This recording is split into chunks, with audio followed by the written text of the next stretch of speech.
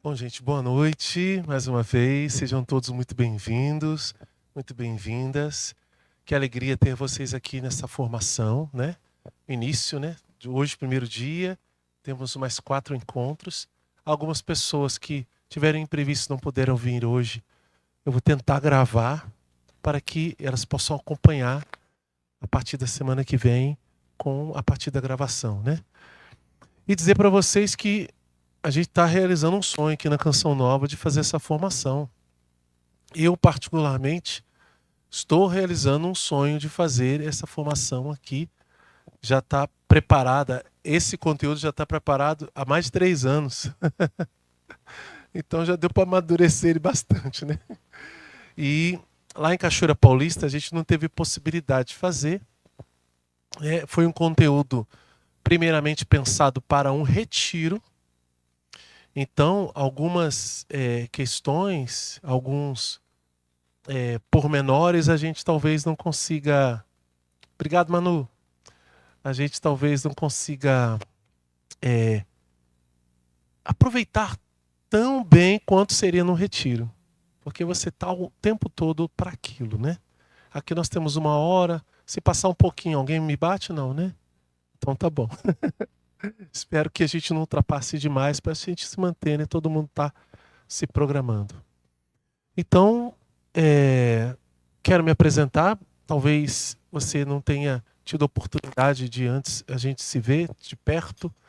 Eu sou Jarles, sou membro da Canção Nova há 25 anos e alguns meses. Casado com a Maria Rosângela. Temos 4 filhos, sendo que um está no céu, né?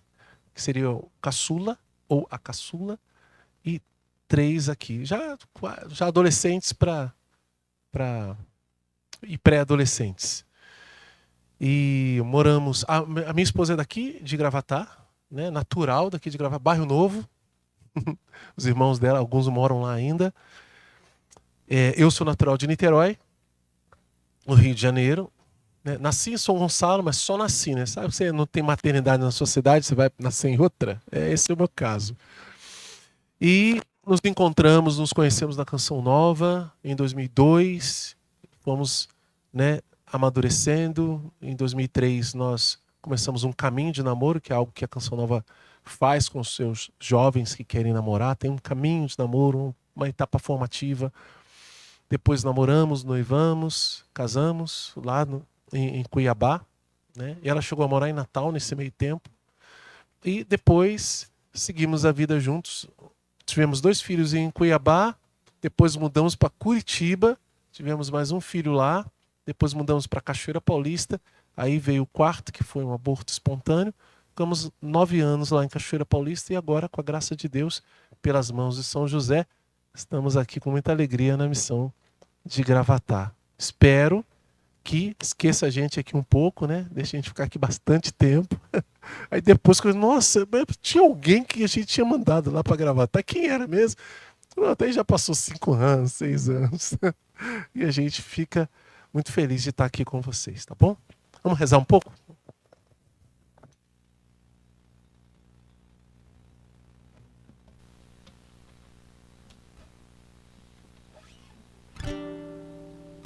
Ficando em pé.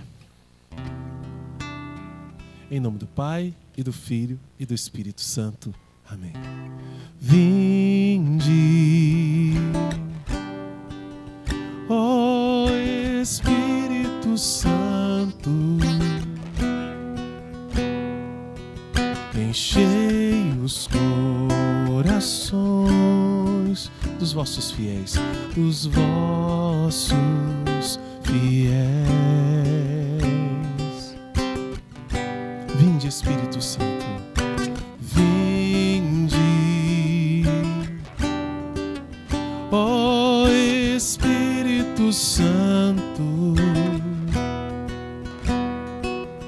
enchei os corações dos vossos fiéis. Acendei neles o fogo do vosso amor. Acendei neles o fogo do vosso amor. Enviai o vosso Espírito e tudo será criado. Enviai o vosso Espírito e tudo será criado e renovareis a face da terra. Acendei neles o fogo do vosso amor. Enviai o vosso Espírito e tudo será criado. Enviai-o e tudo será criado e renovareis a face da terra.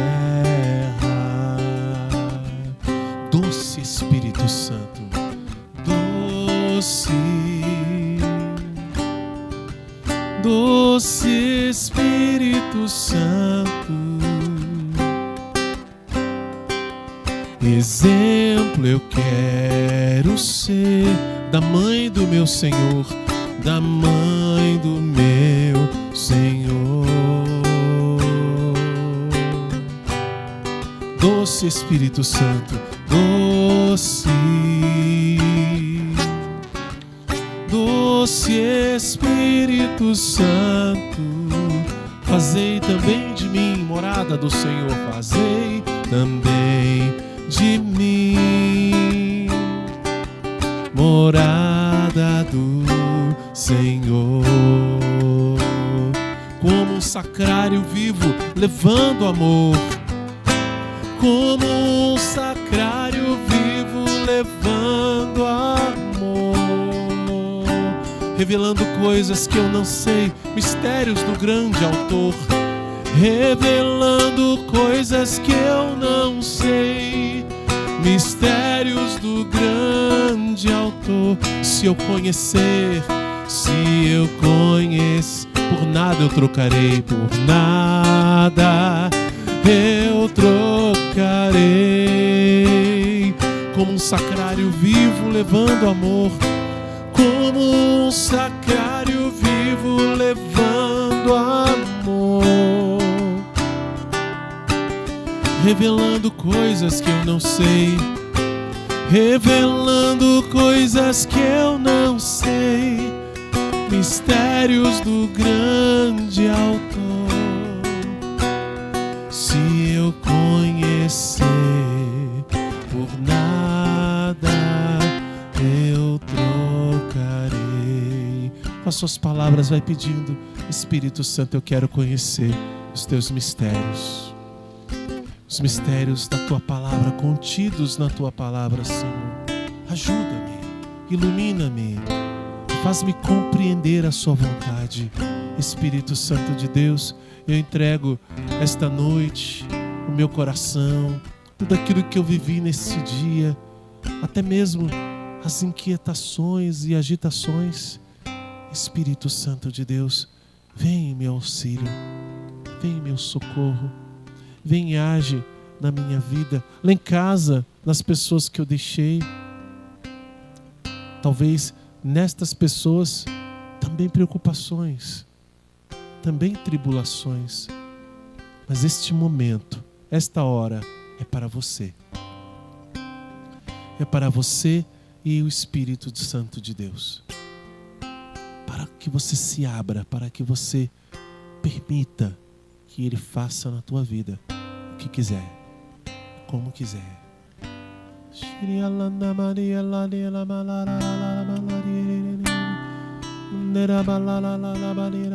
Desta maneira, Senhor, nós nos colocamos e queremos mesmo abrir o nosso coração para que o Senhor faça a tua vontade, para que o Senhor abra a nossa inteligência, a compreensão dos nossos corações e os ouvidos espirituais, para compreendermos a tua palavra e a amarmos com todo o nosso coração.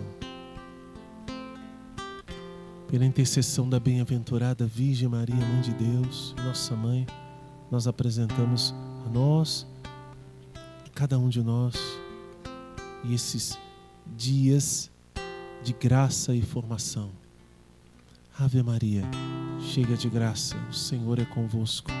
Bendita sois vós entre as mulheres, bendito é o fruto do vosso ventre, Jesus. Santa Maria, Mãe de Deus, rogai por nós, pecadores, agora e na hora da nossa morte. Amém. Em nome do Pai, do Filho e do Espírito Santo. Amém. Podemos sentar. Bom, todo mundo trouxe Bíblia aí? Que bom. Que Bíblia que é a sua? Pastoral, Ave Maria, CNBB, tem mais Jerusalém, e o livrinho, né? Ave Maria, Pastoral. Alguém tem alguma outra Bíblia diferente aí? Ela mostrou ali, tem a Bíblia Eclésia, né? Eclésia. Eu não consegui, algumas coisas eu não consegui fazer para hoje, né? Queria muito, mas infelizmente não deu. Isso não vai atrapalhar em si, mas seria melhor se tivéssemos. Queria ter aqui uma banca com várias Bíblias que a gente tentou articular com a loja, mas hoje teve muitos contratempos. Pronto. Não, era mais para mostrar as diversidades mesmo, né? Pronto, Mas aí eles têm, né? Um tem Jerusalém, CNBB. A gente pode depois passar, né? Para cada um ver. Vocês viram ali que bonito, gente, essa mesa? Olha, bem nós, né? Bem agreste, pernambucano. Ali, o cacto ali. Quando eu vejo o cacto, eu lembro do agreste, né? É característico, né? A minha esposa disse que na infância comia. Mas tinha um outro nome, né? Não, e fazia coisa com cacto mesmo. Qual é o nome? Palma, acho que é isso mesmo, palma. Não sei se é esse tipo, mas lembra, né? Lembra. A culpada é ela ali, é a Silvana. Silvana que preparou essa mesa bonita. Ela queria acender as velas ali, mas tudo bem. Alguém tem fósforo? Não, né? Bom, mas vamos lá. Vamos lá, que senão eu falo mais que o homem da cobra, né? Nós vamos ver hoje, nesse primeiro dia, nessa formação, a Bíblia foi escrita para você, um pouco do ensinamento da igreja sobre a palavra de Deus. Sobre esse slide aqui. Aqui tem um site, tá? É um blog, só que o endereço é igual ao de site. Se você depois quiser entrar, lá tem muitos estudos bíblicos que quando eu comecei com esse trabalho dentro da comunidade, foi pelo blog, né? Lá tem os estudos bíblicos feitos na Bíblia CNBB. Estão todos em texto. Então você pode ir lá e pegar meus estudos de alguns anos atrás, que estão lá. Se você quiser acompanhar por lá, muita gente ainda acompanha por lá. Depois da minha mudança, eu tive muita dificuldade de continuar editando e colocando os meus estudos lá, porque eu tive problema nele para poder ajustar. Então eles estão mexendo nesses dias. Com a graça de Deus eu retomo lá também. A revelação divina, tradição apostólica, Sagrada Escritura e a relação entre elas. Significa isso. Deus, a palavra de Deus para a igreja, ela não é só a Bíblia. Não é só esse livro. E essa é a diferença crucial e fundamental entre católicos e protestantes quando se fala de palavra de Deus. Porque não é só a Bíblia. Para o protestante, só a Escritura. Só a Bíblia. Para o católico, não. O católico ele não pode ler a Bíblia fora da igreja. Senão ele vira um protestante. Ele erra. Não vou entrar nisso, até porque eu não tenho um conhecimento profundo dessas realidades, mas vocês já ouviram falar nas heresias, né? Então, muitas heresias, e todas elas surgiram onde? Dentro da igreja. Alguém muito devoto, ou às vezes não, mas na maioria das vezes era alguém muito devoto. Alguém que rezava, monge, padres, bispos, mas que de repente vinham com uma ideia que ela não era correta. Tanto porque viram na palavra de Deus ali uma chave de algum entendimento, quanto na própria vivência eclesial e começavam a ensinar aquilo. Quando o magistério da igreja percebia que aquilo não estava correto, chamava a pessoa e falava assim: João, isso que você está falando não está certo. Vamos conversar? Eu acho que tem que ser por aqui. A igreja, de todos os tempos, sempre acreditou nisso. Você está falando outra coisa agora. Aí o João fica bravo e tá aqui na Bíblia. É assim, mas não, mas a igreja não interpreta assim. Não, mas tá assim, não é, não é. Vira um racha. E quando esse devoto, essa pessoa, ela começa a conseguir mais e mais pessoas, ele arrasta um monte de gente para o mesmo erro. Aí, em geral, tem um santo que se levanta nessa mesma época e combate aquela heresia, e a igreja condena a heresia. Porque na maioria das vezes, e infelizmente, esses homens, eles se mantêm até o fim naquilo que eles acreditam, contra todo o magistério e a história da igreja. E por quê? Porque é só a Escritura.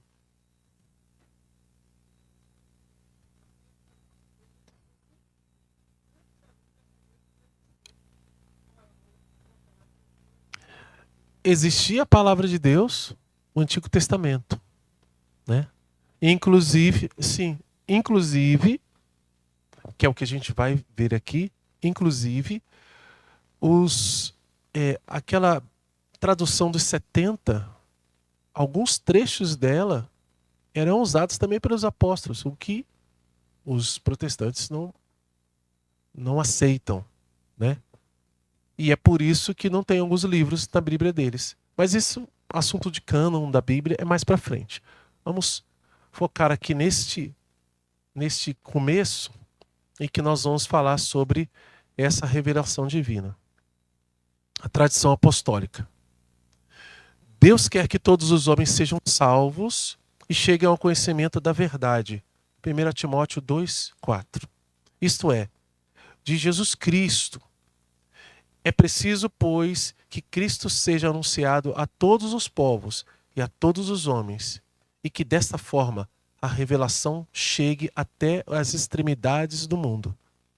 Deus dispôs com sua benignidade que aquelas coisas que revelara para a salvação de todos os povos permanecessem sempre íntegras e fossem transmitidas a todas as gerações.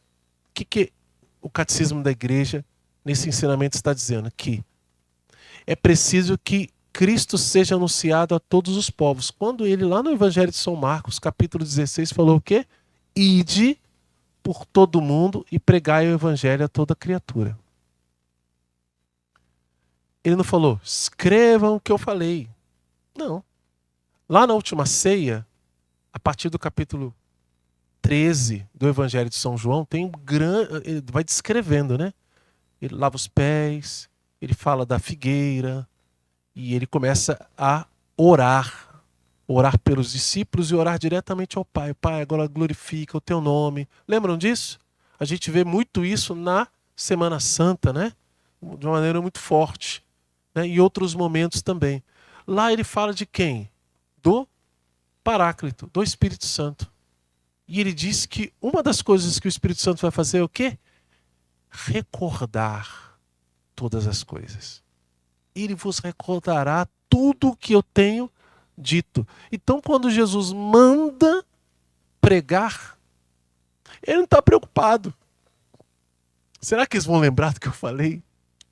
Não. Ele antes fala assim, olha, vocês vão pregar. Mas fica aqui em Jerusalém que eu vou enviar o Espírito Santo. Quando eles recebem o Espírito Santo recorda, eles começam a entender.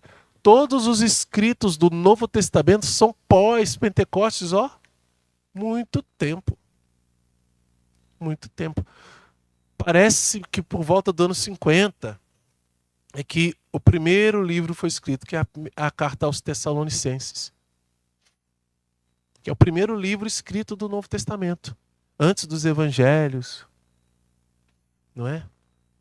O primeiro evangelho escrito é o de São Marcos, mas acabou ficando de Mateus na frente, por questões, né, da própria igreja que assim quis colocar. Então, Mateus é o primeiro, Marcos é o segundo, mas escrito assim, aquela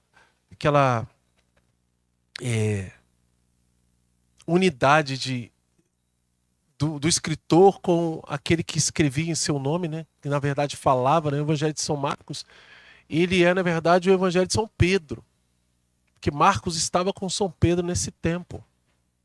E por isso ele escreveu sobre essas realidades. Ele era um menino antes. Marcos é aquele que chegou a andar com Paulo e Barnabé. Ele era sobrinho de Barnabé. E que depois houve uma separação. Ele ficou com São Pedro durante uns bons anos.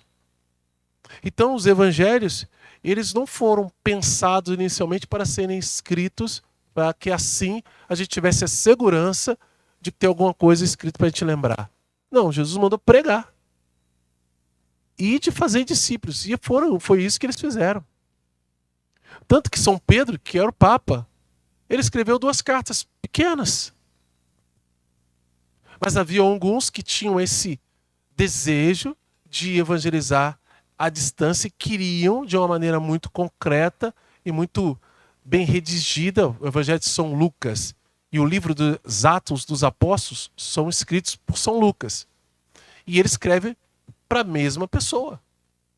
E escreve falando, nossa, no meu primeiro livro eu tentei falar detalhadamente, eu pesquisei. E a igreja foi encontrando isso e trazendo para o seu depósito da fé, que nós vamos falar depois. Cristo Senhor, em quem se consuma a revelação do sumo Deus, ordena aos apóstolos que o evangelho prometido antes pelos profetas, completado por ele e por sua própria boca promulgado, fosse por eles pregado a todos os homens, como fonte de toda a verdade salvífica e de toda a disciplina de costumes, comunicando-lhes os dons divinos. Aqui é a igreja falando dessa verdade. Até aqui tudo bem?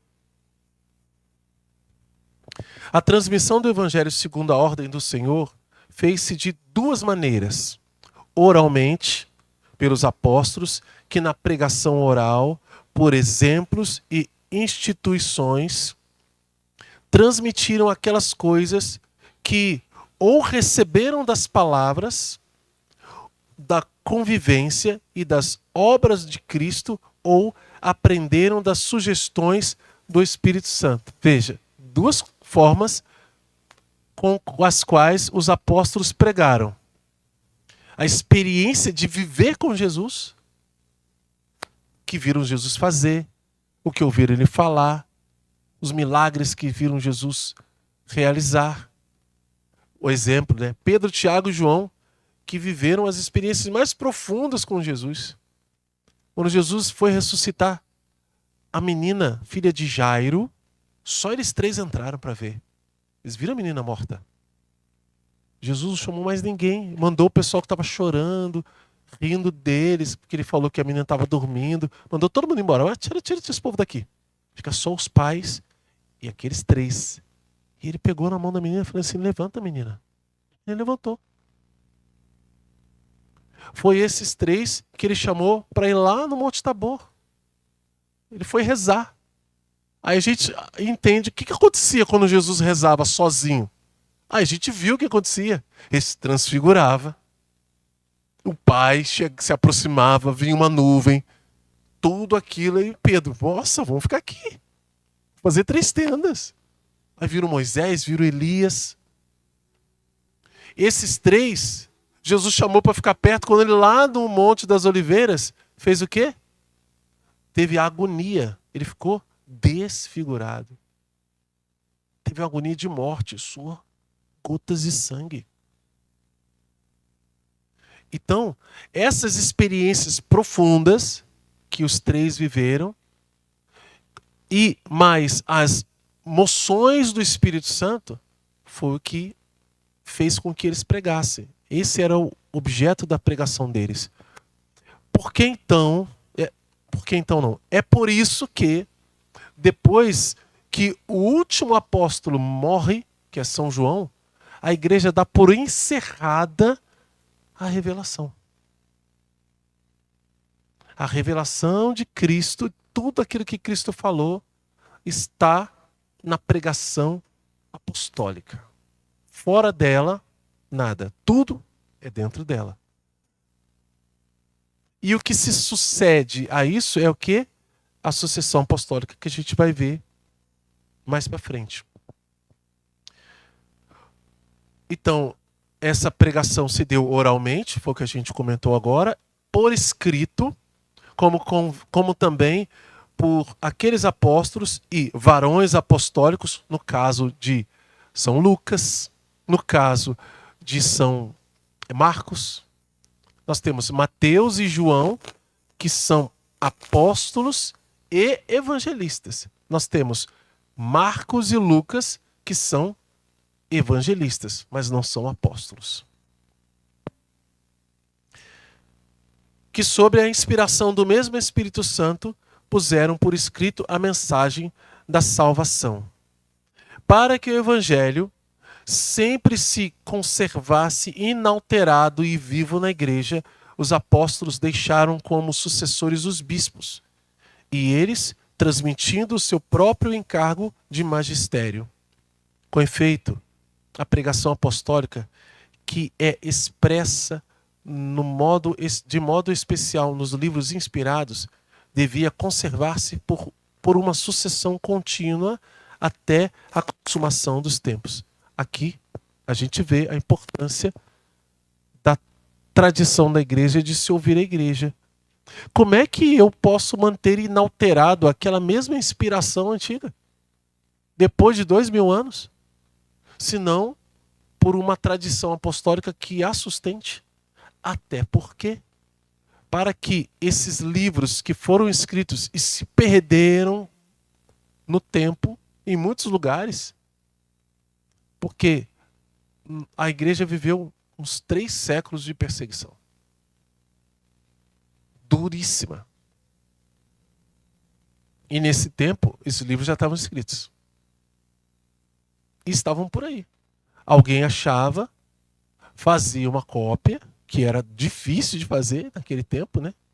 Você copiar livro era complicado. Fora todas as regras de escriba que exigiam um autoconhecimento. Não era qualquer um. Não era fácil. E não era barato. Não era barato. Esses livros ficavam de posse de padres piedosos, de bispos. E esses iam pegando esses livros e verificando. Esse livro aqui, ele diz daquilo que eu recebi. Aí que entra a tradição apostólica. Como é que o bispo vai encontrar um evangelho, vai encontrar uma carta antiga e constatar que ela realmente é verídica? E outras que não são. Por causa da tradição. Por causa daquilo que eles receberam. Recebeu uma sucessão apostólica. Você já foi ou já assistiu à ordenação de um bispo? Alguém aqui? É semelhante à do padre. Só que a diferença é que, do padre, um bispo ordena 1 milhão de padres, se precisar. Se estiver lá.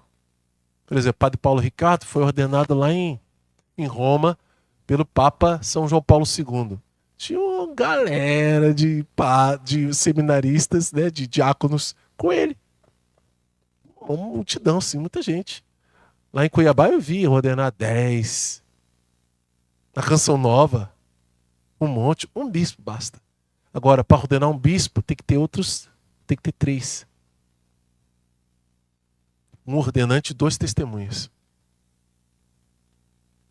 Para a igreja não errar na escolha. Tem um rito em que a Bíblia, eles pegam uma Bíblia pequenininha assim, ó, o bispo deita e põe a Bíblia na cabeça dele. E ele jura sobre a palavra de Deus que ele deve sustentar diante da igreja e toda a tradição apostólica. Não é brinquedo não, gente. Não é brinquedo não. Então, por causa disso, eles têm condições de dizer isso aqui é, isso aqui não é. Por isso que tem livros apócrifos que a igreja falou, não, esse livro aqui você pode até ler, mas não é a revelação. Tem até coisas certas, mas tem coisa errada junto. Tem coisa que não é da revelação misturada. Então não entrou no cânon da Bíblia. Vamos seguindo. Tá tudo certo até aqui? Esta transmissão viva realizada no Espírito Santo é chamada de tradição, enquanto distinta da Sagrada Escritura, embora intimamente ligada a ela. Por meio da tradição, a Igreja, em sua doutrina, vida e culto, perpetua e transmite a todas as gerações tudo o que ela é e tudo o que ela crê. Olha, a igreja, em sua doutrina, vida e culto. Por isso é tão importante a Santa Missa. É aquilo que os padres religiosos e algumas comunidades também fazem, que é a oração das horas, a liturgia das horas. Muitos celibatários fazem isso aí, ó, lá do início. Quando você vê lá na Bíblia, nos Atos dos Apóstolos, que Pedro e João foram no templo para orar. Por quê? Porque tinham os horários de rezar as horas. Não é como hoje, mas eles rezavam os salmos. A igreja foi reformulando e trazendo orações específicas para o próprio culto cristão, que no início era ainda muito próximo daquilo que era a tradição judaica, e aos poucos foi tendo sua própria característica. O ensinamento de todos os santos, dos santos padres, testemunha a presença vivificante desta tradição, cujas riquezas se transfundem na praxe e na vida da igreja crente e orante. Aquilo que cremos e que rezamos. É por isso que o que nos faz católicos é a nossa vivência e oração. É a nossa comunhão de igreja. É o que nos faz verdadeiramente católicos. Pode pegar uma pessoa que às vezes ela não tem nenhuma instrução, pode nem saber ler e escrever. Mas se ela vai à missa, se ela aprende a rezar o terço, e ela é fiel na vida de oração dela, ela pode ser santa. Isso é analfabeta, não precisa ser doutor, não precisa.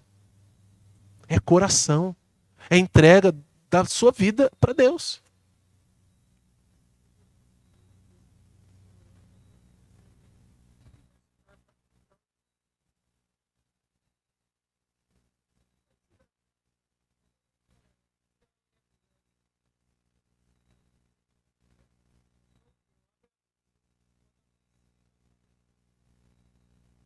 É, fé católica. Mas ela vai à missa, ela escuta o padre, ela escuta a homilia. Aí vem alguém e tenta falar alguma coisa fora da verdade de fé que ela se alimenta sempre para ver. Fala, não, meu filho, não é assim não. Não foi assim que eu aprendi. O conteúdo da primeira carta de São João, que é o primeiro livro que a gente estuda na Bíblia no meu dia a dia, é praticamente isso, filhinhos, permanecer naquilo que aprendestes, que ouviste desde o princípio. Aquilo que vocês ouviram desde o princípio, ou seja, o ensinamento lá desde o princípio, permaneça nisso. Ele não pega nada de novo para ensinar, é só uma exortação amorosa de um pai pastor de uma comunidade. É isso que São João faz, praticamente. Claro que ele fala verdades, mas essas verdades que ele aponta são verdades já conhecidas daquela comunidade. Não é algo que é novidade. Nossa, ninguém sabia disso. Não, já conhecem, já ouviram, já foram ensinados. E ali ele reforça porque tem gente querendo desencaminhar a comunidade. Assim, a comunicação que o Pai fez de si mesmo por seu verbo no Espírito Santo permanece presente e atuante na igreja. O Deus que outrora falou mantém um permanente diálogo com a esposa de seu filho. E o Espírito Santo, pelo qual a voz viva do Evangelho ressoa na igreja e através dela no mundo, leva os crentes à verdade, toda, a verdade toda, e faz habitar neles abundantemente a palavra de Cristo. Veja aqui. A igreja tem o seu papel de anunciar, de falar, os homens de estudar. Mas aqui, quem faz a obra? É Deus. Quem confere os dons, quem confere a fé? É Deus. Claro, eu preciso me abrir. Eu preciso ser aquela terra pronta, preparada, mas a semente é dele. É ele quem põe a semente, é ele quem cuida. Ele é o agricultor. É ele que vai fazer crescer e ele quer colher os frutos. Os frutos da nossa adesão a ele, que são as virtudes, que é o amor que a gente aprende a devolver a Deus, porque ele nos amou primeiro. Tradição apostólica e Sagrada Escritura. Falamos da tradição apostólica, certo? Sim? Tudo bem até aqui, né?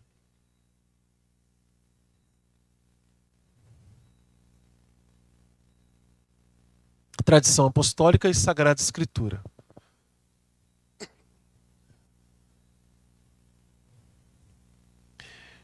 Elas estão entre si estreitamente unidas e comunicantes, pois promanando ambas da mesma fonte divina, formam de um certo modo um só todo e tendem para o mesmo fim. Tanto uma quanto outra tornam presente e fecundo na igreja o mistério de Cristo, que prometeu permanecer com os seus todos os dias até a consumação dos séculos.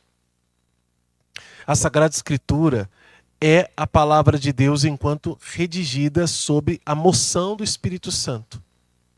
Quanto à Sagrada Tradição, ela transmite integralmente aos sucessores dos apóstolos a palavra de Deus confiada por Cristo Senhor e pelo Espírito Santo aos apóstolos, para que, sob a luz do Espírito da verdade, eles, por sua pregação, fielmente a conservem, exponham e difundam.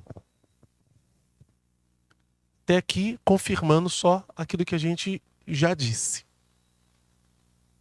Daí resulta que a igreja, a qual estão confiadas a transmissão e a interpretação da revelação, não deriva a sua certeza a respeito de tudo o que foi revelado somente da Sagrada Escritura.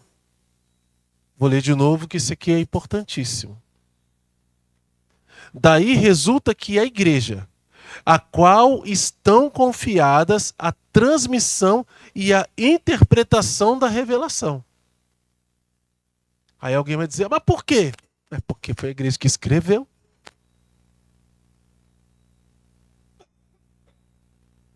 Aí, 1500 anos depois, alguém vai questionar que está errado. E aí vai puxar lá da tradição judaica os livros para crer. Os judeus que condenaram Jesus à morte não acreditaram que ele é o Messias. Faz sentido? Sim ou não? Não. Não. Eu gosto muito do exemplo do Padre Paulo. É como alguém que sobe na árvore Chega no galho e fala assim, eu vou cortar esse galho que eu não gosto dele. Só que ele está sentado na ponta, né? Vai, corta o galho e cai. Não faz sentido. Então, a igreja, ela tem a autoridade, foi confiada a ela a transmissão e a interpretação da revelação. E ela está dizendo, isso não deriva a sua certeza a respeito de tudo que foi revelado somente da Sagrada Escritura. A revelação de Deus, ela não está somente na Sagrada Escritura. E isso nós católicos precisamos deixar cair no nosso coração, não só em paz, mas com alegria. Quando nós, da comunidade Canção Nova, fazemos o nosso compromisso, nós que somos definitivos, a nossa fórmula de compromisso é diferente da de quem não é definitivo. E uma das questões que está na nossa fórmula de compromisso é a palavra de Deus e o magistério da igreja. Revelado ou aquilo que o magistério a qualquer momento julgar que deva ser acreditado e vivido. Porque a igreja pode alterar algumas coisas. Da palavra de Deus? Não.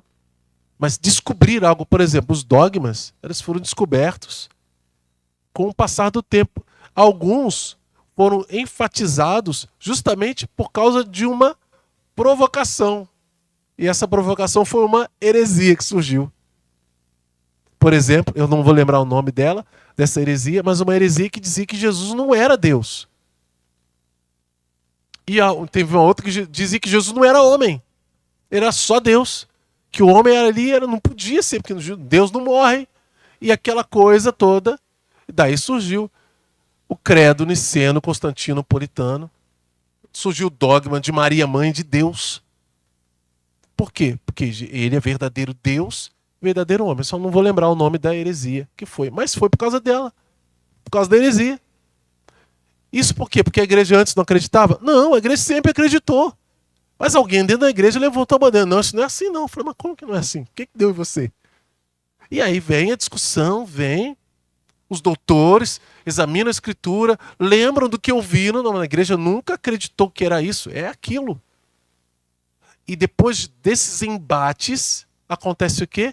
A decisão do magistério da igreja. O Papa, com o colégio dos cardeais, ou o próprio concílio, que tem o poder de decisão como uma decisão papal, um documento papal.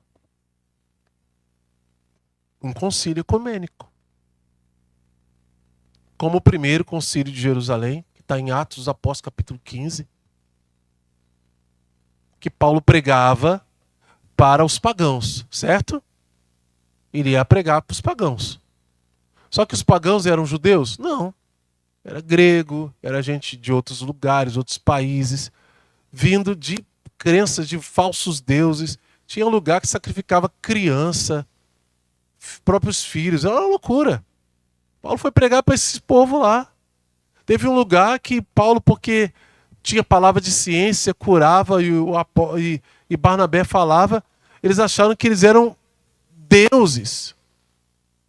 Foram atrás de touro para sacrificar para Paulo e Barnabé. Falou, não, aqui tá, é Júpiter e o Deus Sol, alguma coisa assim, eu não lembro direito. A muito custo ele fala, não, nós somos homens como você, rasgaram as vestes para poder entender. Ele é esse povo que ele foi evangelizar. Só que tinha um problema. Os judeus que se convertiam ao cristianismo seguiam toda a lei de Moisés, conheciam tudo. E a sinagoga continuava ali, acreditavam em Jesus, mas... E aí, de repente, aparece um povo esquisito, tatuado, cheio de brinco, não sei o quê, tudo doido, né? Acreditando em Jesus. Aí os judeus começaram a falar, ué, tem que circuncidar. Sem a circuncisão, não pode ser cristão. Aí Paulo, não, que isso? Não precisa não. Jesus veio, deu a vida. A circuncisão não vai dar a vida por ele, não vai salvá-lo. É o sangue de Cristo que salva. E começaram os problemas.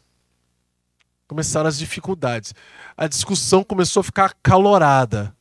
O que teve que fazer? Ir para Jerusalém e levar a questão para os apóstolos que estavam reunidos lá, a maioria. Pedro, Tiago, João, a maioria. E lá, pensando que foi tranquilo? Não, teve discussão de novo. Foi difícil de novo. Depois você pega Atos dos Apóstolos capítulo 15. Até que começaram a vir os discernimentos.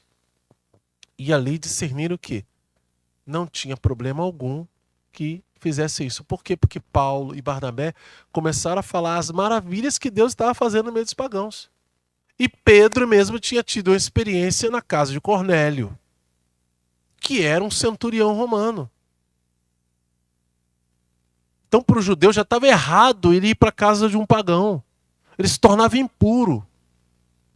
E o Espírito Santo foi convencendo eles na prática que não era assim. Que eles tinham que incluir todo mundo que quisesse ouvir a palavra de Deus. E lá no concílio ficou decidido: ninguém vai ser obrigado à circuncisão.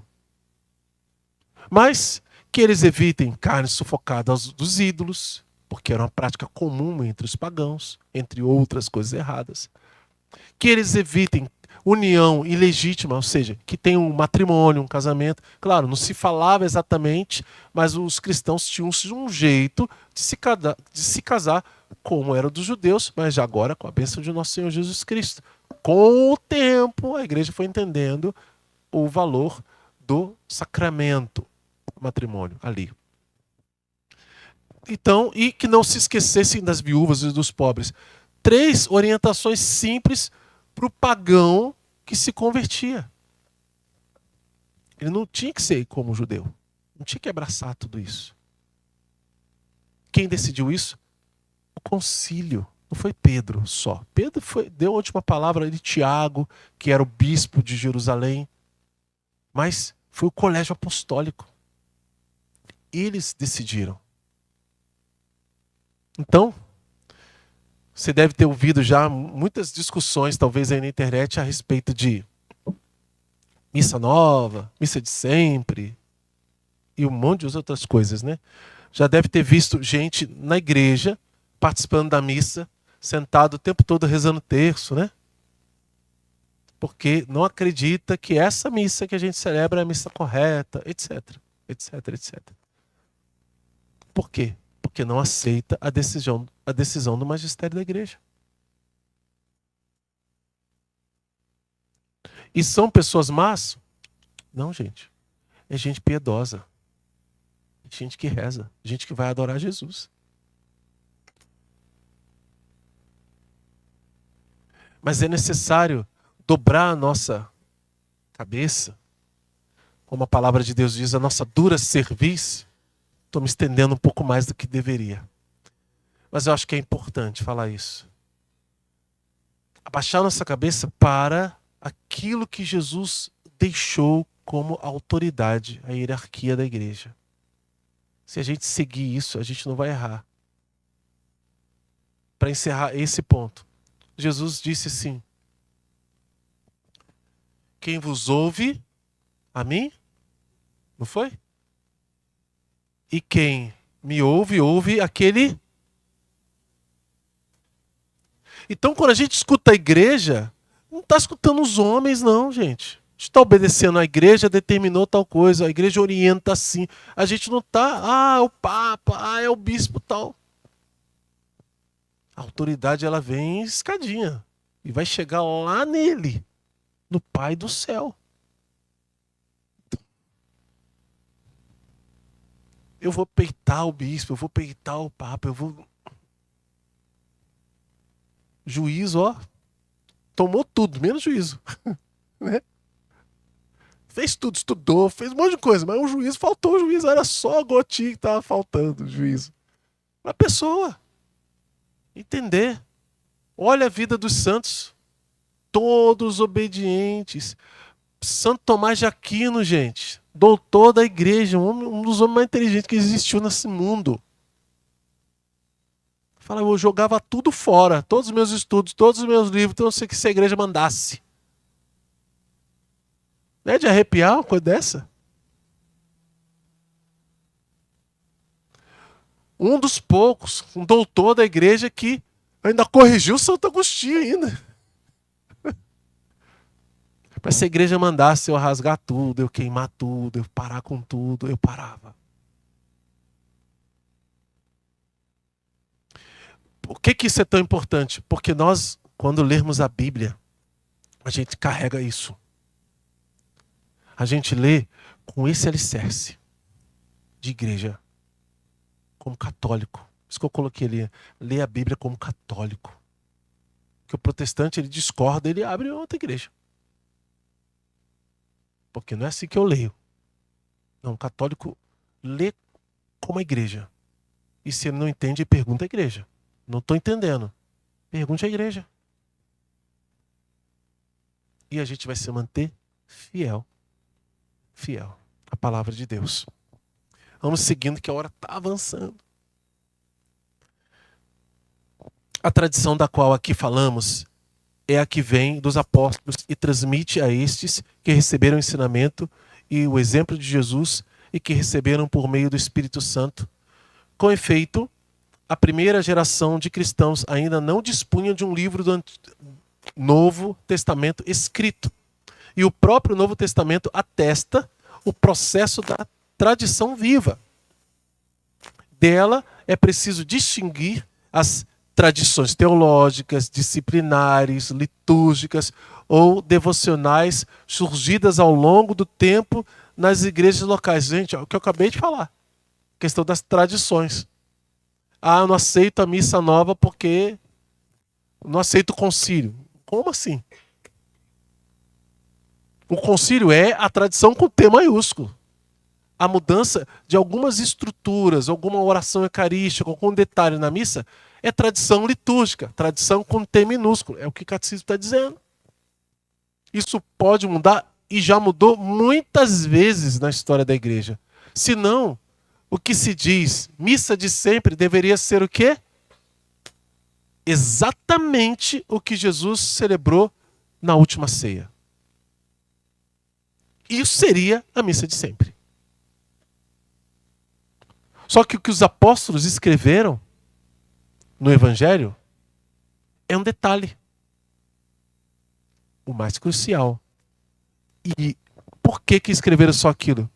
Porque eles celebravam todos os dias, gente, a missa. A gente não precisava ficar escrevendo que eles viam direto. Você tem uma tradição na sua casa, um jeito de fazer as coisas, uma rotina. Você ensina 1, 2, 3 vezes e começa. Você precisa ficar falando toda hora depois? Você talvez cobre para que se corrija. Foi o que Paulo fez com os coríntios. Estava celebrando um negócio que não era mais missa. Aí Paulo falou, não, o que eu recebi eu transmiti para vocês. O que vocês estão fazendo aí está errado. Fazia um banquete, fazia uma loucura lá. Se enchia de comida. Tinha gente que passava fome. E dizia que aquilo era sacrifício, que era missa. Paulo, não, isso não é missa não. Claro, não está com esse nome, né? Na carta aos Coríntios. Mas ele corrigiu. Por quê? Porque a tradição funciona. E ela funciona e ela vai e corrige o que está errado. Para que permaneça correto.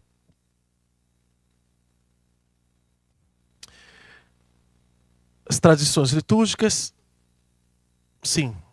As tradições com T minúsculo, que eu estava falando, constituem elas formas particulares sobre as quais a grande tradição recebe expressões adaptadas aos diversos lugares e às diversas épocas. É à luz da grande tradição que estas podem ser mantidas, modificadas ou mesmo abandonadas sob a guia do magistério da igreja. Bom, o assunto de hoje sobre essa questão de magistério da igreja se encerrou. Tem dúvidas sobre isso? Ficou claro? Sim? Bom, vamos falar um pouquinho agora. Tem um tempinho. Posso ir só mais um pouquinho, gente? 7h57. Tá bom. Sobre esse livro do método. Alguém tem esse livro aqui? Padre Jonas? Ótimo. 1, 2, 3, tá, 4, 5. Não tem. Não, quem tem? Pronto. Quem já começou a fazer e depois parou?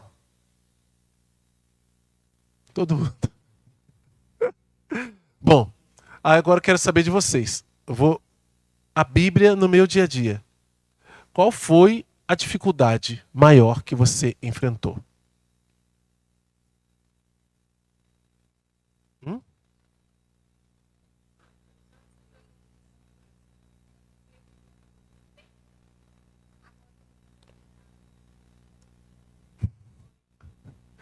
Amarra a cordinha que.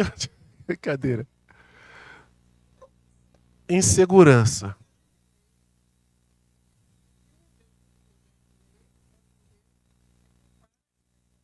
Uhum,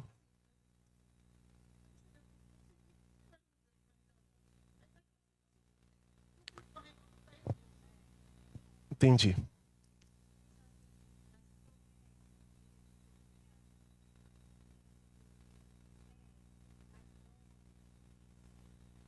Princípio eterno. Esse princípio eterno é um mistério.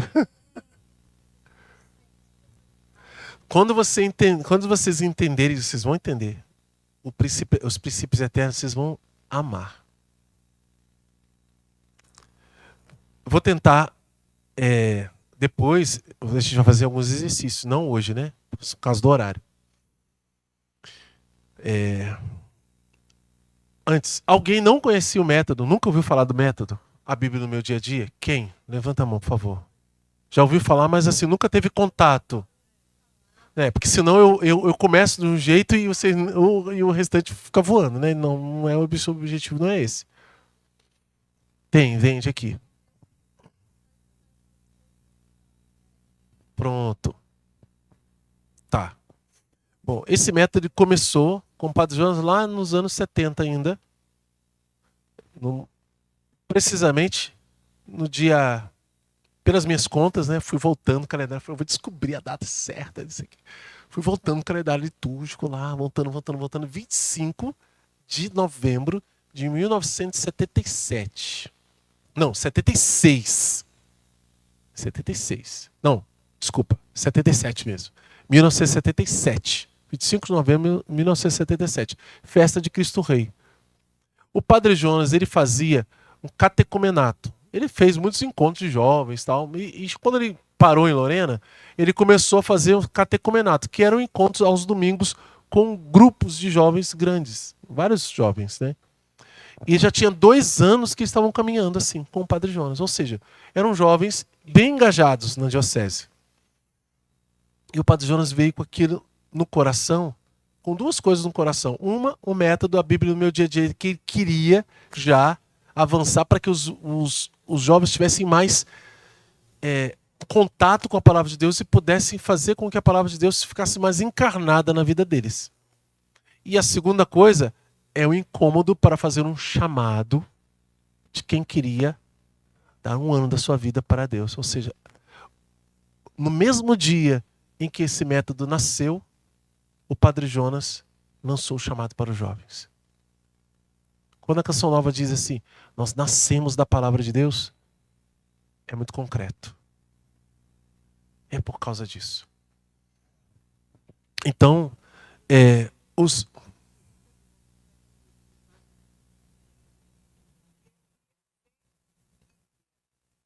Uhum.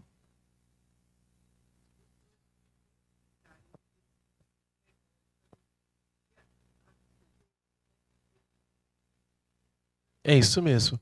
Mas essa é a tendência do método, esse é o fruto principal que o método quer gerar. Porque qual é o grande objetivo da Canção Nova? A missão da Canção Nova. Quando fala, nossa missão é evangelizar. É fazer o quê? É levar um povo bem disposto e preparado para A segunda vinda de nosso Senhor Jesus Cristo, que está voltando, gente. Está vindo.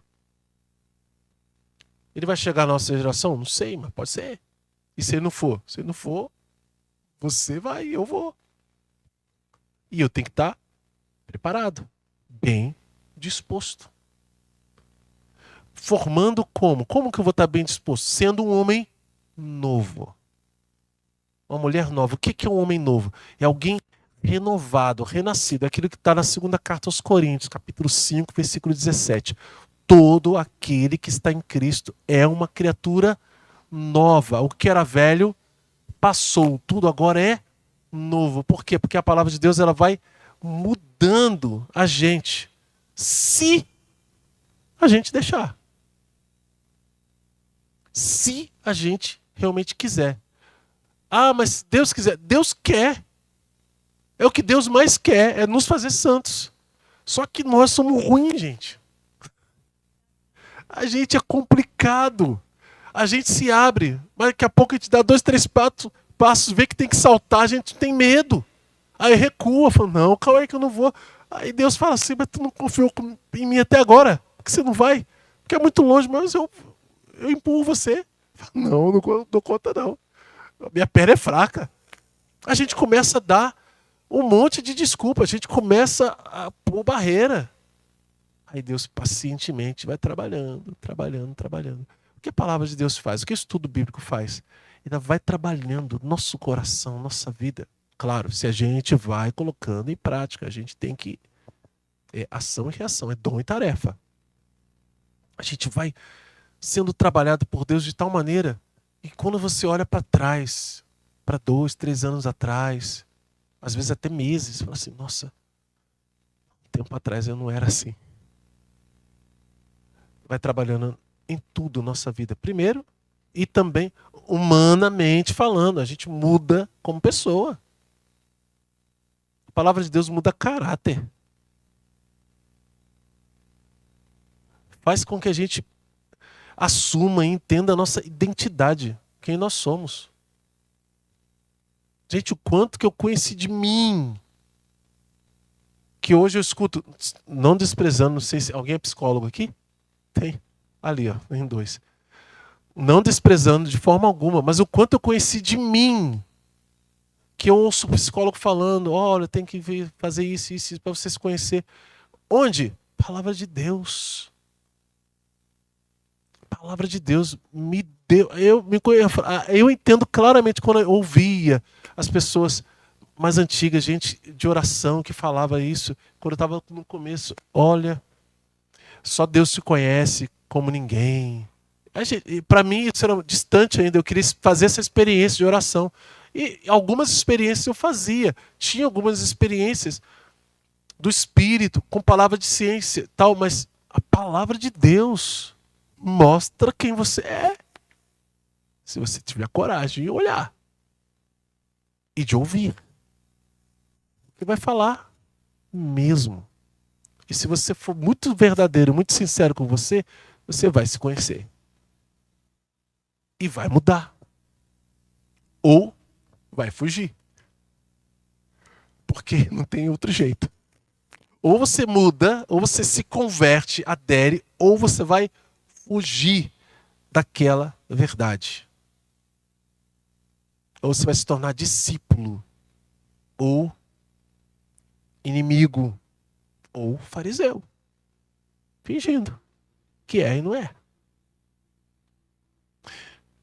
Bom, dito isso, é o que a gente espera desse relacionamento entre nós e Jesus palavra. Cristo é a palavra de Deus. A gente vai ver isso aqui na formação em outro dia, acho que no terceiro dia de formação. Bom, vou dar uma passada rápida agora, para não se estender mais do que eu já estendi. Vocês viram que eu falo muito, né? Promessas, ordens e princípios eternos. Bom, promessas de Deus são coisas que Deus promete. Ou seja, o verbo vai dizer aquilo que é. Tem promessas, ordens e princípios eternos no mesmo versículo? Às vezes tem. Melhor pegar na Bíblia, né? Vamos aí. Vamos lá.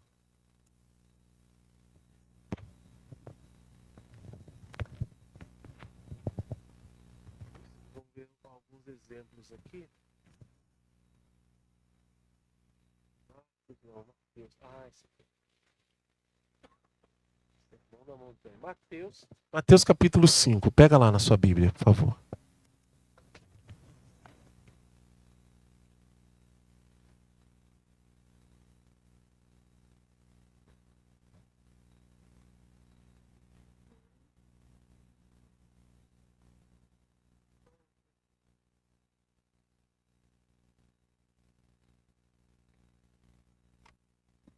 Mateus capítulo 5, versículo 1. Esqueci de perguntar. Gente, todo mundo sabe manusear bem a Bíblia?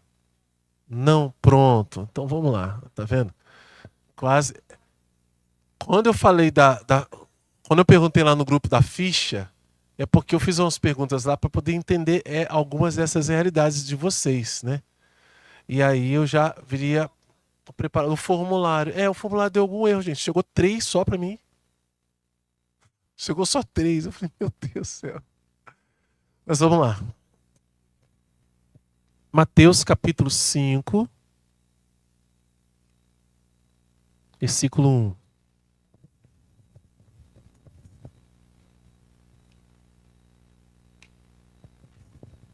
Aí tem aqui, vendo as multidões, subiu a montanha, ao sentar-se, aproximou-se dele e seus discípulos. E pôs-se a falar e ensinava dizendo, felizes os pobres de espírito, porque deles é o reino dos céus. Como é que está na sua Bíblia aí? Está a tradução diferente? Como é que está na sua? Leia na CNBB, por favor. Alguém tem a CNBB aí? Lê forte aí para mim. Vendo as multidões, Jesus subiu a montanha e sentou-se. Os discípulos aproximaram-se e ele começou a ensinar. Felizes os pobres no espírito, porque deles é o reino dos céus. Pronto, aí, versículo 3. Felizes os pobres no espírito, porque deles é o reino dos céus. Isso aqui, esse versículo 3, é um princípio eterno. Não vou estender muito mais, eu vou pegar outro exemplo. Por que é um princípio eterno? Alguém chuta? Não.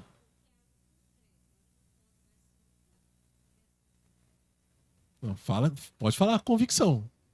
Não pode mudar. Aqui está dizendo que não pode mudar? Não, eu estou dizendo que é um princípio eterno. Tudo bem, não se muda. Mas tem princípios eternos que são só aqui na Terra. Não valem mais no céu.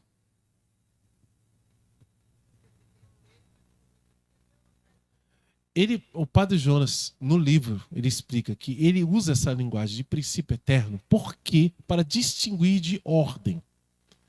Porque os princípios eternos são leis do reino dos céus. Ou seja, como funciona? Como que a coisa é lá? Quando você vai lá em Curitiba, por exemplo, alguém já foi em Curitiba? Pronto. É igual aqui? Tem um monte de coisa diferente, né? Aí alguém vai perguntar, como é que é lá em Curitiba? Aí você começa a descrever. Trânsito, o clima, né? As pessoas. Alguém foi em outro país? Qual? Itália. Ela, Itália é igual ao Brasil? Não. Tem um monte de coisa diferente. Assim como aqui no Brasil tem. Se a gente fosse pegar regiões, né? Sai do Nordeste, vai para o Centro-Oeste. Vai para o Norte. Enfim. Lá tem suas próprias regras. Você vai para os Estados Unidos, lá tem uma Constituição diferente da nossa. Lá a lei funciona diferente daqui. Você vai lá para um país árabe, dependendo de onde for, tem leis duríssimas. Diferente, tem pena de morte em alguns países. Aqui não tem. Tem lugar que se você roubar, corta sua mão fora. Leis de lá. O reino dos céus tem leis. Tem um jeito de funcionar. Jesus está dizendo o quê? Felizes os pobres no espírito, porque deles é, olha o verbo, deles é o reino dos céus. Primeiro, quem está falando? É Jesus que está falando. Não que os apóstolos não possam falar princípios eternos. Eles falam também. Mas aqui está claro, Jesus é que está ensinando. Aliás, quem pode falar sobre o reino dos céus? Ele. Porque só ele disse, gente, ninguém subiu ao céu, senão aquele que desceu do céu. O Filho do Homem. Ele está dizendo, só eu que posso falar. Porque eu vi, eu conheço, eu aprendi do meu pai. Então, ele fala com toda a propriedade e sozinho sobre isso. Mas, veja, o verbo é está afirmando, está dizendo que algo é aquilo. Quando, lá na primeira carta de São João, vamos lá. Primeira carta de São João. Para quem não tem facilidade de manusear a Bíblia, as cartas sempre ficam depois dos evangelhos.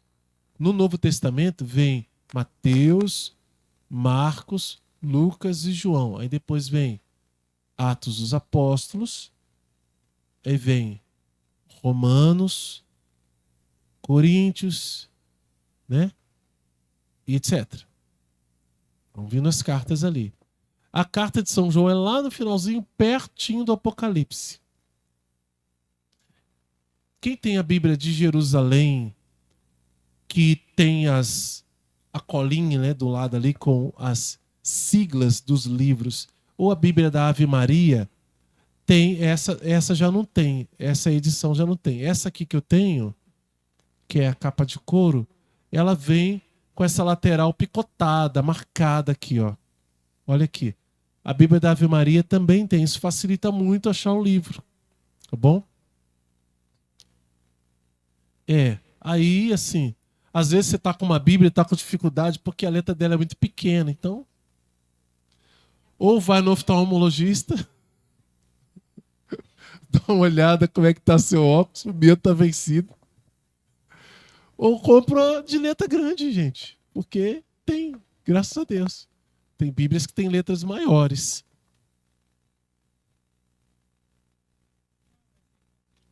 Então, primeira carta de São João, capítulo 3. Capítulo 3. Não, capítulo 2. Vamos lá. Capítulo 2, versículo 15.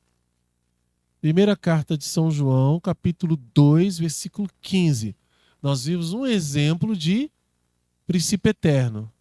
Depois a gente vai ver mais, tá? Não se preocupe não. Agora nós vamos ver um outro exemplo. Um exemplo de ordem. Leia o versículo 15. Está escrito como na sua Bíblia?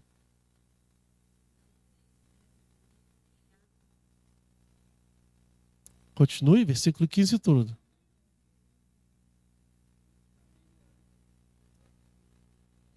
Não ameis o mundo, nem o que há no mundo. Se alguém ama o mundo, não está nele o amor do Pai. Esse é o versículo 15 inteiro.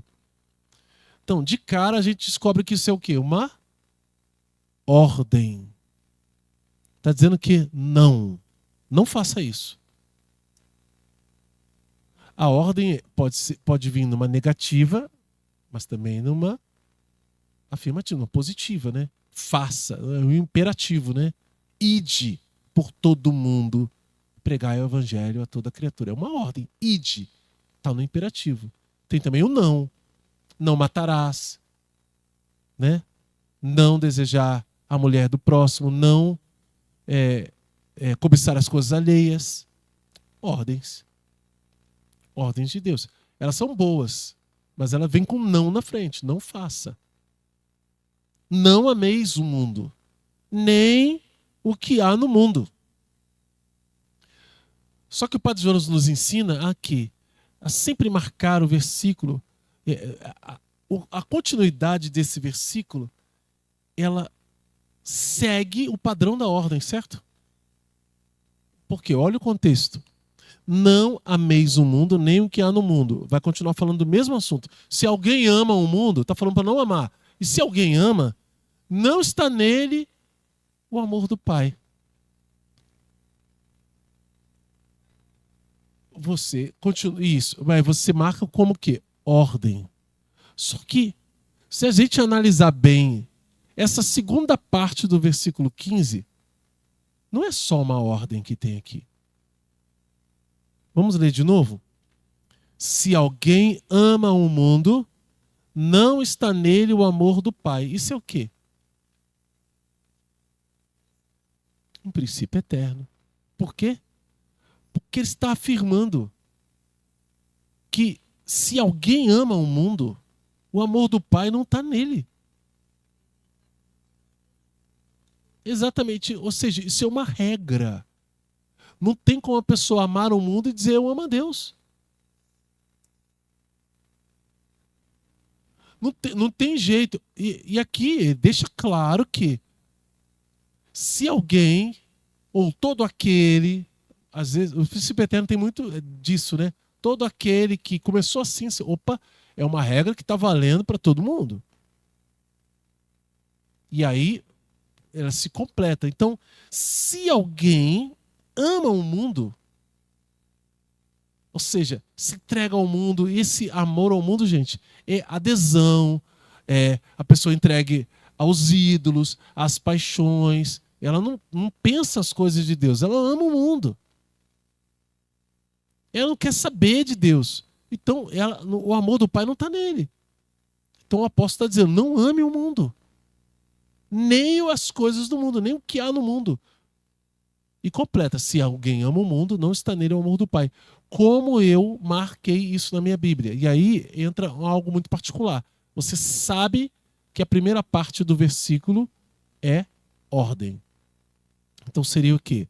Versículo 15a. 1 João, capítulo 2, versículo 15a. Ordem de Deus. E o versículo 15b seria o princípio eterno. Mas eu, Jarles, e olha que detalhe, viu? Eu, Jarles, costumo marcar o versículo todo como ordem e também como princípio eterno. Está errado? Não. Estão unidos. Mas você pode escolher diferente. Não tem problema. Não está errado. Mas o que seria o mais correto? Metade do versículo é ordem. A outra metade é princípio eterno. Sim, sim. Separar bem. Agora, o que faz muita gente parar, eu já vou ver um exemplo de promessa, o que faz a gente parar muitas vezes é eu ficar pensando, é ou não é, é ou não é. Gente, não tem dúvida, não sabe. Continue, anote como mensagem de Deus, talvez aquilo tenha chamado mais atenção e continue fazendo. Eu mesmo já passei por muitos princípios eternos, até promessas, às vezes, que eu não tinha percebido. E não tem problema. Da primeira, da segunda, da terceira. O padre Jonas mesmo falou isso muitas vezes. De repente, porque a palavra de Deus é viva. E Deus, às vezes, não quer que você fique preso. Às vezes, não. Deus não quer que você fique preso ao método como regra rígida. Não, é dinâmico. É vida, é para te alimentar. É para te orientar na vida. E fazendo isso, é o que Deus quer. Porque é isso que forma um homem novo. Não é você saber tudo. Não é intelectual. É intelectual, é emoção, é alma, é vida, é experiência com Jesus. Você está conhecendo o reino dos céus. E aí você sabe como as coisas funcionam. Você começa a emendar a sua vida. A sua consciência começa a te prevenir de coisas e te ajustar em realidades que antes você não prestava atenção, porque você passou a conhecer a verdade. Para terminar, vou pegar uma promessa aqui em outro livro para a gente mexer na Bíblia. Vamos lá. Pega. Deixa eu ver. Carta aos Romanos. Carta aos Romanos, capítulo 8. Passagem bem conhecida. Versículo 18. Um alento para nós nessa noite. Romanos, capítulo 8, versículo 18. Mas aqui esse é mais um exemplo de duas realidades do mesmo versículo, tá? Capítulo 8, versículo 18.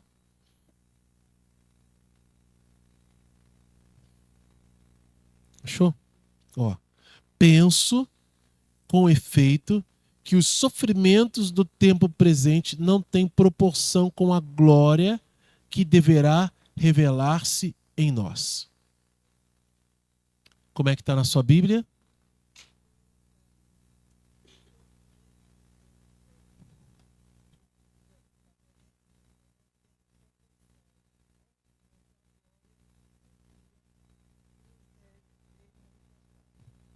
Essa tradução mais bonita, né? Esse trecho eu acho mais bonita.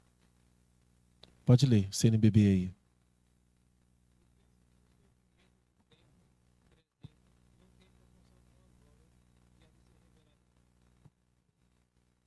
É o que esse trecho? Esse versículo? Pode ler.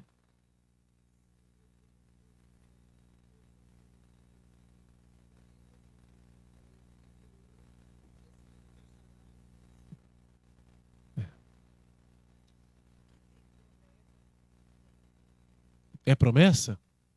O que vocês acham?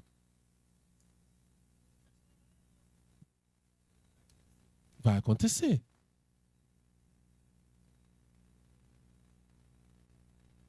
Eu tenho para mim que o sofrimento de hoje não tem comparação, não tem proporção, não se compara à glória que será revelada em nós.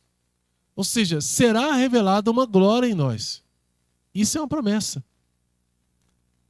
E ela ultrapassa, ela pisa, vamos dizer, no sofrimento de hoje. Ela praticamente anula. Fala, o que nós vivemos hoje. Ah, mas a pessoa, não sei, estava grávida e ficou viúva, perdeu o bebê também, ficou sozinha, etc. O outro teve uma chacina que aconteceu. O outro perdeu a família toda. Muito sofrimento. Estou falando desses porque morte é ser muito trágico. Esses sofrimentos, eles não têm proporção com a glória que será revelada em nós. Então, eles nos empurram para uma esperança que é absurdamente grande. E, claro, isso vai chegar no ápice lá no final do capítulo 8. E que ele vai dizer, se Deus é por nós, quem será contra nós? E vai discorrer uma série de realidades que não podem se opor ao amor de Cristo por nós. Mas esse versículo é o quê? É uma promessa. Mas é também o princípio eterno. Por quê? Quem mais? Vamos falar, gente. Pode falar, não tem problema.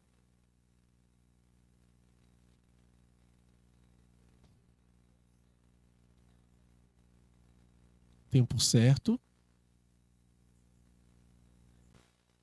Sim? É isso? Pessoal aí de trás, vocês concordam? Discorda?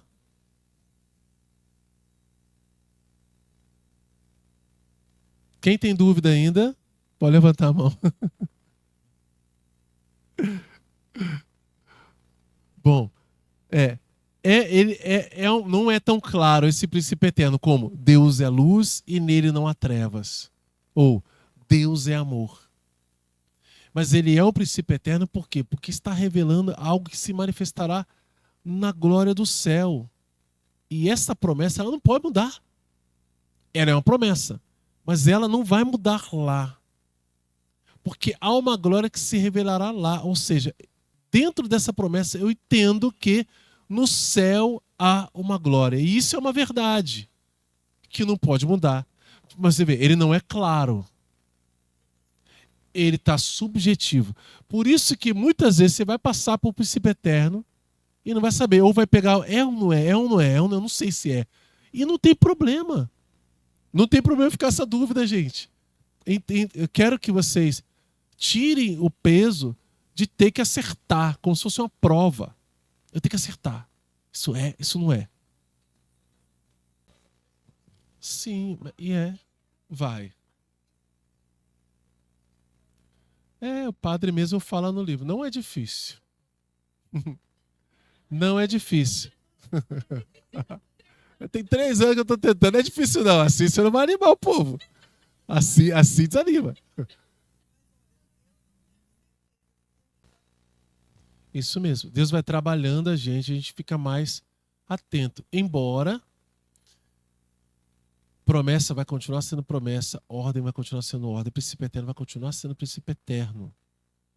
Às vezes muda porque tem tradução que usa.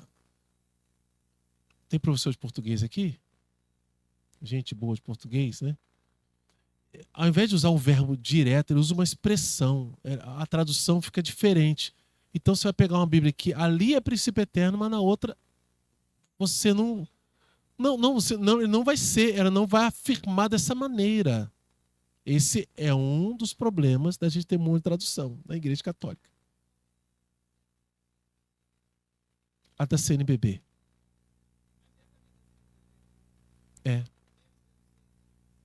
Mesmo sem. Que assim, para terminar mesmo, viu, gente? Porque tá ficando tarde, né? Tá ficando tarde. Senão, daqui a pouco eu apanho quando chegar em casa, tá?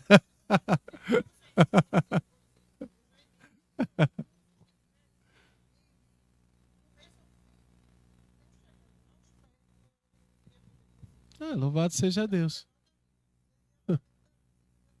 Pronto. Sim, vale a pena, valeu a pena.